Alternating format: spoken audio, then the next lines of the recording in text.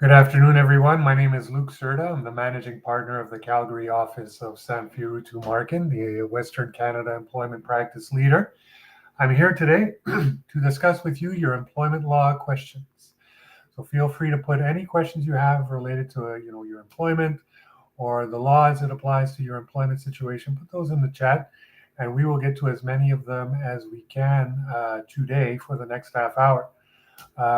While we wait for your questions to roll in, a hot topic that we have seen in the news that we wanted to discuss is in Ontario, the government has recalled all of its staff, all the public sector staff, back to the office full time.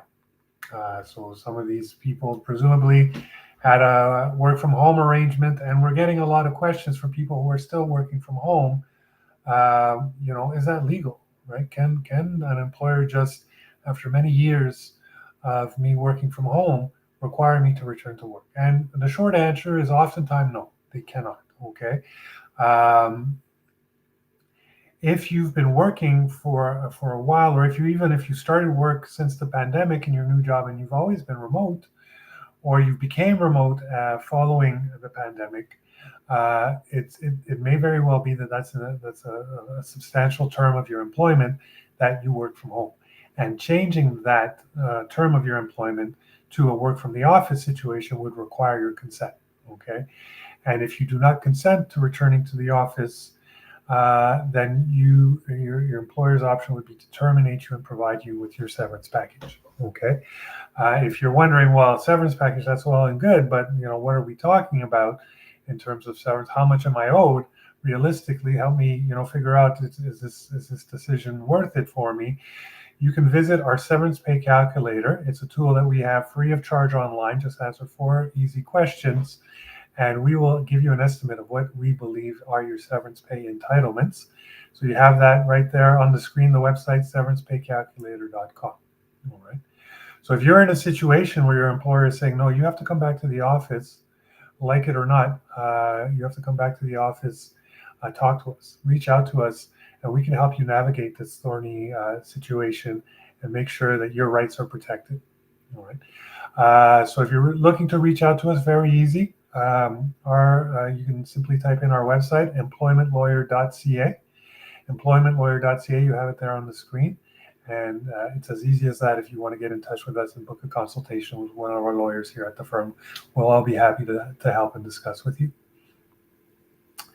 While I was talking there, a couple questions came in. Let's get to those. We have a question coming in from Canadians with a Y, very original spelling, Canadians. I like it. I returned from a medical leave to my remote position, and my team leader informed me that they weren't sure there was a position available anymore. They suggested they might be able to find another position within the company, but it would very much be a demotion. Is this a constructive dismissal? It looks to me a lot like a constructive dismissal, absolutely, Canadians, where you're basically, so your employer is supposed to, while you're on a medical leave, hold your position.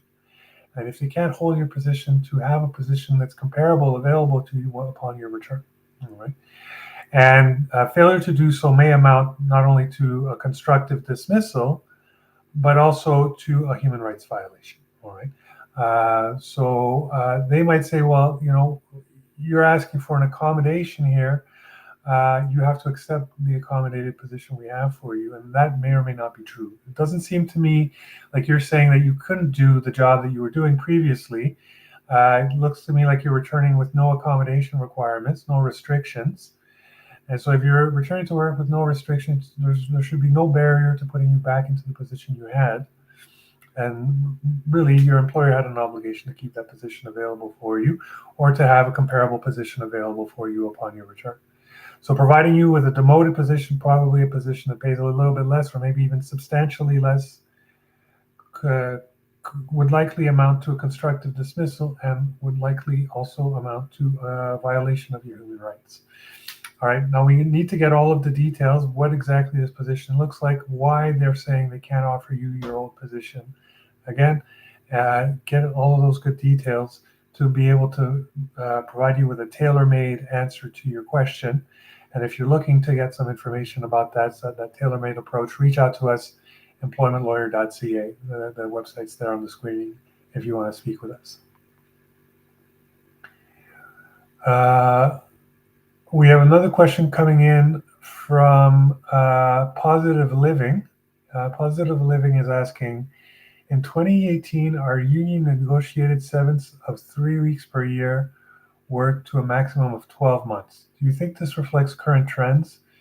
Samfiru often mentions up to 24 months. Please comment on this. So here's the thing, Positive Living. When you're unionized, union negotiations or a collective agreement really supersede whatever the law would otherwise say about how much severance you're owed. Okay, so it's very common, even in non-unionized contexts, for the law to say something about how much severance you might be owed in the absence of a contract, but then a contract comes in and says, well, actually, the parties agree that if you're terminated, this is what your severance will be. Okay, it's even more so the case in a unionized context. Okay, where your union is your bargaining agent and may have taken a little less severance in exchange for getting something else, maybe better overtime, better benefits, or something like that. And so there's that negotiation there. So there's a back and forth, a trade-off there. But more importantly, the reality is that if you are unionized, all of this has to kind of go through your union. Your union would have to either negotiate better outcomes if you are terminated, or otherwise represent you if you're in negotiations about your termination package, or negotiate a better collective bargaining agreement. We often say, unfortunately, that we cannot represent unionized employees. This is not because we don't want to. It's the law says we can't, right? Your representative in the eyes of the law is your union rep. So we can't really help you and say, well, actually, your union got it wrong. We're going to make it right for you. We're going to go to court and get you that 24 months. We would love to be able to say that, but the law won't let us. You have to go through your union. You have to go through the arbitration process, the grievance process with your union. We're not allowed to step in, unfortunately.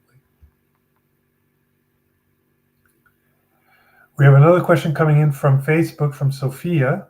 Facebook is asking, my employer gave me a termination notice and told me that I'm not owed anything because of my employment classification.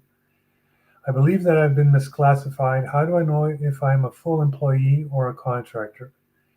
And if I'm an employee, am I owed holiday pay, severance, etc.? All right.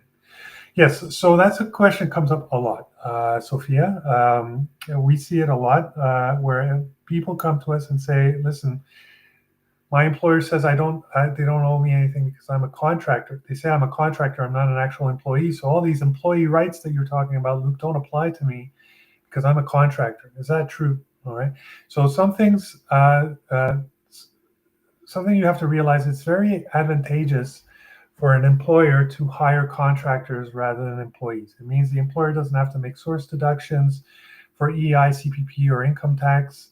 They don't have to pay you overtime pay. They don't have to pay you vacation pay. They don't have to pay you statutory holiday pay. They don't have to pay you severance. They don't have to pay, WCB in some cases, workers' comp, and all of that. A lot of advantages to that. So you're asking yourself, well, why don't all employers do that? Why don't they all just make us all contractors? Well, the reality is it's not that easy, all right? You have the right, Sophia, to have a judge determine if you are truly, in the eyes of the law, more like a contractor or more like an employee. And the courts or the law is not just going to look at what your employment contract says or what your contractor contract says. The law is going to look at the totality of the situation and ask themselves, are you someone who is in business for yourself, right? That's what a contractor is. You imagine the person that comes and renovates your bathroom. They come with their own vehicle, they have their own truck, they have their own helper. They tell you when they're coming. It's not you telling them when they're coming. You tell them, generally what you want to do, but you're not supervising them, telling them, no, this is where this pipe goes and this is where that tile goes. That's all kind of figured out. They run the show. And when they're done with you, they go to the next house. They do, 20 or 30 of these in a month.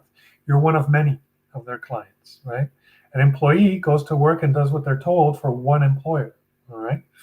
And so they are integrated into another person's business, all right? And so that high level of integration to another person's business is a sign that you're actually an employee. Okay. So it gets kind of very almost philosophical, frankly. At some point, I kind of, when I explain it to clients, I'm like, I'm not really interested in what it is you do. Really, what I want to know is how you do it. Do you have your own office? Who provided your laptop? Right? Things like that help me decide whether you're really a contractor or an employee. Like, do you report to anyone? Right? And so things like that. So again, this is where a tailored approach is required, but oftentimes, very often, I got to tell you, Sophia, the people who come to me and tell me I've been classified as a contractor, do you think that's correct in the eyes of the law, Luke? I tell them, no, it's not correct. I look at you, I look at your work situation. You strike me as an employee through and through. It's very clear to me that you're an employee. And what flows from that is that if you're an employee, you are entitled to the same rights as all the other employees have. Rights to overtime pay, rights to vacation pay, rights to public holiday pay, right? Rights to be provided with fair severance when you're terminated, right? Right to be able to collect EI if you're terminated, to be able to collect CPP if you're terminated, if you retire, all right? Right to collect WCB if you're injured at work. You have all these rights that were taken away from you when you were misclassified, and there are consequences to that. And importantly, if you're terminated, and a lot of employers will say, well, all I owe you is 30 days notice as per this contract. That is actually not the case. You're owed your full severance as though you're an employee, which can be up to 24 months of severance. All right. And so what I invite you to do, Sophia, is go on our severance pay calculator and answer the questions as though you're an employee, because you may very well be an employee, and see how much severance you might be owed, and see if it compares to what your employer has offered you. And if it doesn't compare to what your employer has offered you, call us, reach out to us. We'll be happy to speak with you about what your severance entitlements might actually be. So the website to figure out how much severance you might be owed, it's up there on the screen. We have it right there for you, pocketemploymentlawyer.ca. All right, it's free of charge.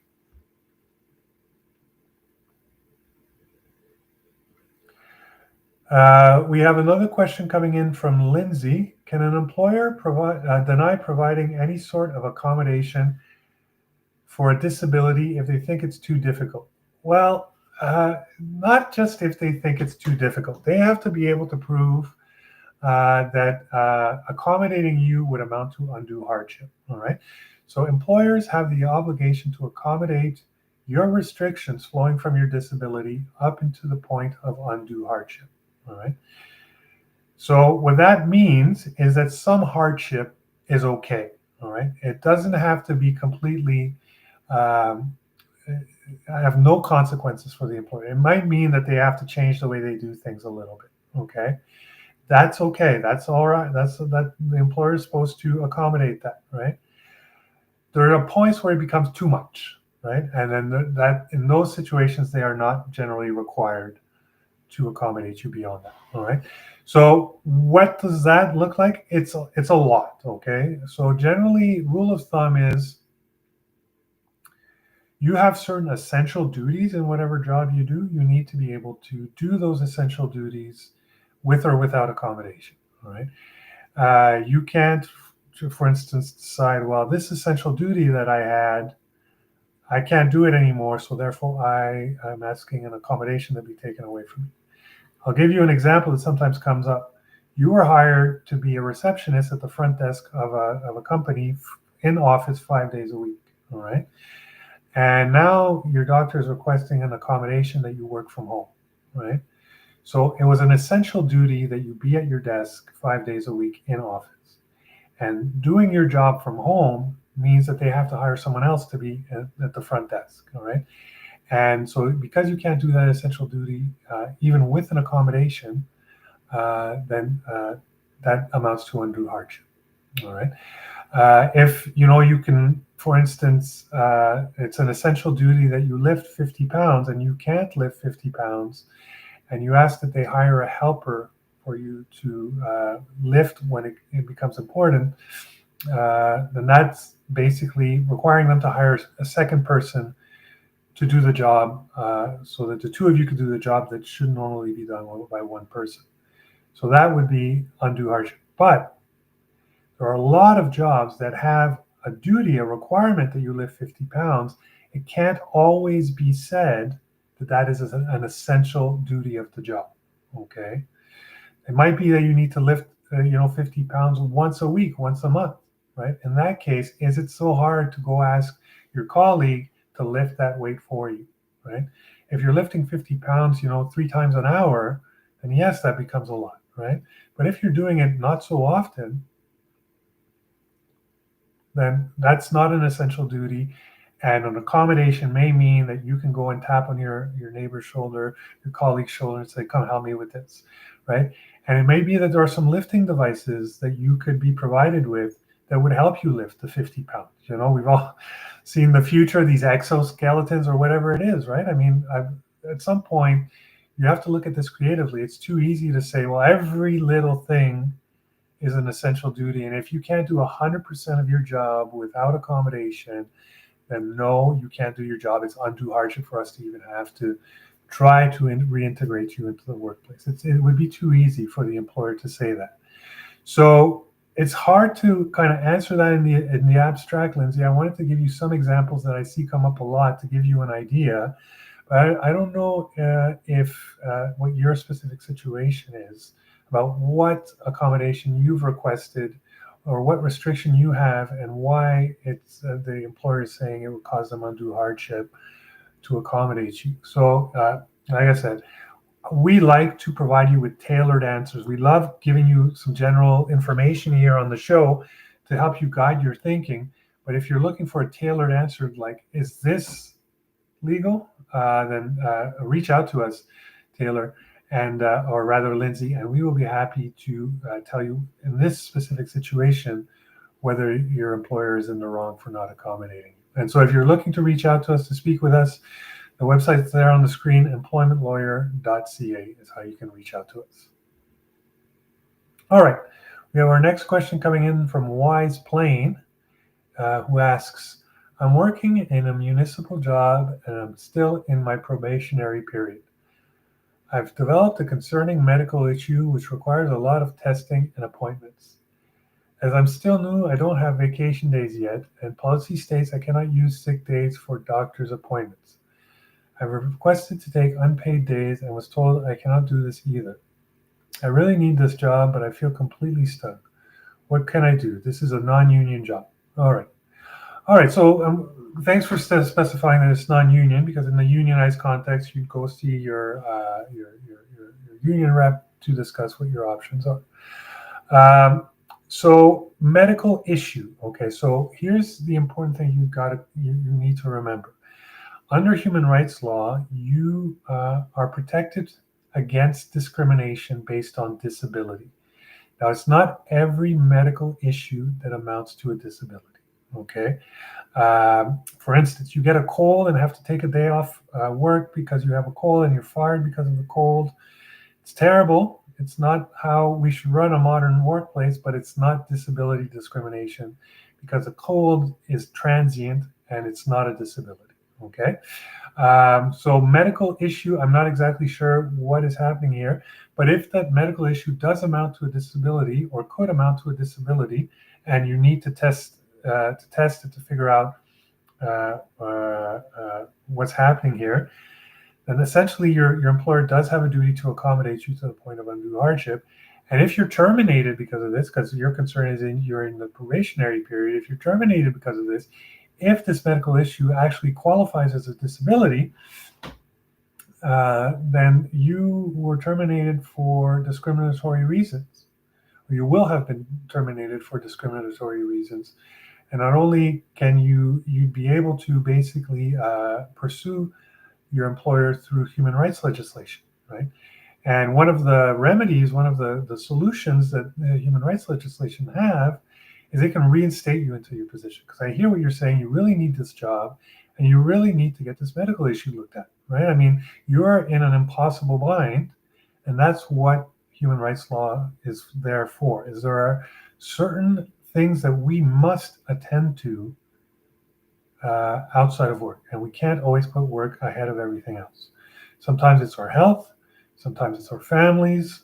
These are things that we have to attend to. Sometimes it's our religious practices.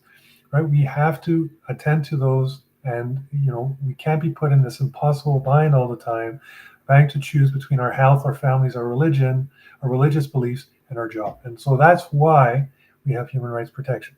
But not everything amounts to a disability. So I'll just kind of keep that in mind. If it's something very transient, you broke a finger or something like that, it might not amount to a disability. But if it's something more serious, you're looking at this, your doctor is saying, well, it could be nothing, it could be cancer. Cancer is definitely a disability, right?